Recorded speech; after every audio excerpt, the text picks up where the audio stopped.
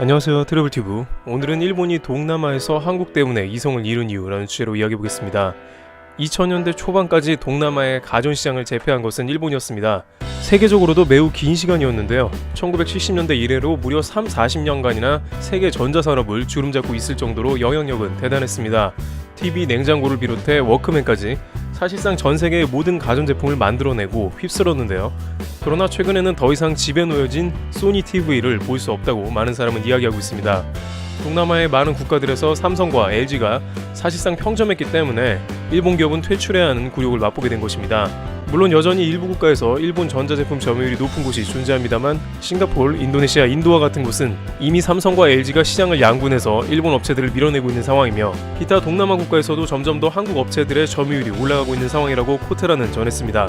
한때 세계 최고라고 불리우던 일본 회사들이 이런 상황에 놓인 것은 그럴만한 이유가 있었다는데요.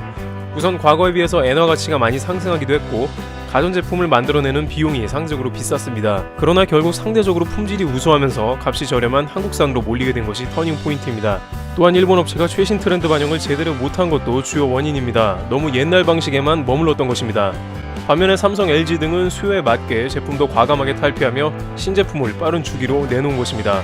또한 한국은 중국 시장에서 고전을 해서 오히려 그것이 동남아에 진출한 계기가 되었다고 하는데요. 한국은 중국의 자국 제품 밀어주기 때문에 이익 내기가 매우 어려웠습니다. 결국 중국 시장을 떠날 수밖에 없었고 탈중국과 동시에 동남아로 적극 진출한 것입니다. 또한 최근 국가에서는 신남방 정책을 펴며 동남아 진출을 장려 중이라 시기가 매우 잘 맞고 있습니다. 게다가 다양한 동남아와의 협력 사업이 일본은 부담입니다. 최근 한국은 인도네시아와 세파를 맺었는데 인도네시아와 이러한 협정을 맺은 것은 인도에 이어 한국이 두 번째로 교역량이 급속하게 늘어갈 것입니다. 이 중에 특히 한국의 현대자동차가 진출할 것으로 예상되어 기대가 큽니다. 동남아 자동차 시장은 난공불락이라고 여겨지는 일본 분야인데 중동이나 유럽에서도 이미 한국이 많은 일본 브랜드를 제치고 점유율을 올린 바 있습니다. 특히 주요한 것은 차세대 전기차나 수소차 등으로 수요가 급증할 때 일본차와 해볼만 하다는 것이죠. 과거 삼성이 TV로 소니를 밀어내기 시작한 것도 LCD TV에 진입하는 타이밍을 제대로 못 맞췄기 때문입니다.